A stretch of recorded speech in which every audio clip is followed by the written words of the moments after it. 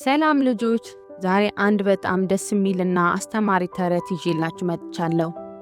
የተረቱ ስም የገጠሯ አይጥና የከተማዋ አይጥ ይባላል። እሺ መስማት ትፈልጋላችሁ? በድሮ ጊዜ በገጠር የምትኖር ደግ አይጥ ነበረች። እሷም ኩሩ ትባላለች። በትንሽ ጉድጓድ ውስጥ ትኖር ነበር። በየቀኑ ስንዴ፣ አተርና የተለያዩ ሰብሎችን ትበላ ነበር። ሕይወቷ በጣም ቀላልና ደስ የሚል ነበር።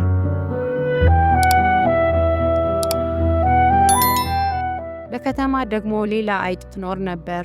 እሷም ቤሪ ትባላለች። የከተማዋ አይጥ ቤሪ በትልቅና የሚያምር ቤት ውስጥ ትኖር ነበር።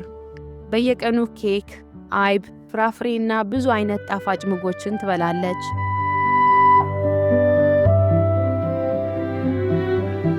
አንድ ቀን የገጠሯ አይጥ ኩሩ የከተማዋን አይጥ ቤሪ እንድትጎበኛት ወደ ገጠር ጋበዘቻት።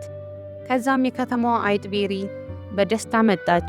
ኩሩ ሰላም ቤሪ፣ እንኳን ደህና መጣሽ ብላ ተቀበለቻት። ለዛሬ ያዘጋጀሁት ምግብ ስንዴና አተር ነው፣ እባክሽን ብይ ትላታለች። ቤሪም ውይ ኩሩ፣ እንዴት እንዲህ ያለ ቀለል ያለ ምግብ ትበያለሽ? ከተማ ብትመጪ እኮ ብዙ አይነት ጣፋጭ ምግቦችን ታገኛለሽ። ኬክ፣ አይብ፣ ፍራፍሬና ብዙ ነገሮች አሉ ብላ ነገረቻት። ቤሪ ገጠር መኖር በጣም ሰልችቷታል። ኩሩም እሺ ቤሪ፣ ወደ ከተማ መጥቼ እጎበኝሻለሁ ብላ ተሰናበተቻት።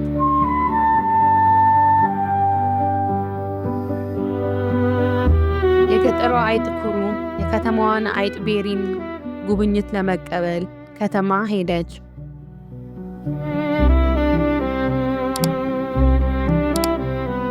በከተማዋ አይጥ ቤት ትልቅ ግብዣ ነበረ። በጠረጴዛው ላይ ብዙ አይነት ጣፋጭ ምግቦች ነበሩ። ኩሩም ይህንን ሁሉ ካየች በኋላ እንዲህ ትላታለች፣ ዋው ቤሪ፣ ይህ ሁሉ ምግብ ለኔ ነው? ከተማ መኖር እንዴት ደስ ይላል አለቻት። ነገር ግን መብላት እንደጀመሩ በትልልቅ ድመቶች ድምፅና በሰዎች ኮቴ ምክንያት በሩ ተከፈተ። ቤሪም ለኩሩ ፍጠኝ፣ ድመቶቹ መጡ ብላ አስደነገጠቻት። ሁለቱም አይጦች በፍርሃት ሸሹ። ድመቶቹ ሲሄዱ እንደገና ተመልሰው መጡ። ነገር ግን ጥቂት እንደበሉ በሩ በድጋሚ ተከፈተ። ይህ በተደጋጋሚ ሲሆን የገጠሯ አይጥ ኩሩ በጣም ፈራች።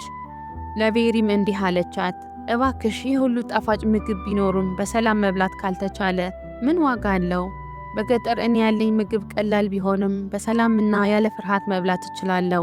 ስለዚህ ወደ ገጠሬ እመለሳለሁ ብላ ተሰናብታት ወደ ገጠር ተመለሰች።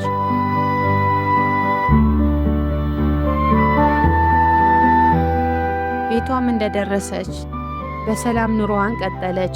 የከተማዋ አይጥ ግን አሁንም በከተማ ሕይወቷ በጭንቀት እየኖረች ነው። ተረቱ ሰላምና ደህንነት ከሀብትና ጣፋጭ ምግቦች እንደሚበልጥ ያስተምረናል።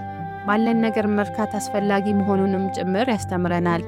ተረቱን ከወደዳችሁት ላይክ ማድረጋችሁንና ለጓደኞቻችሁን ሼር ማድረጋችሁን አትርሱ። በሚቀጥለው ተረት እስክንገናኝ ደህና ሁኑ።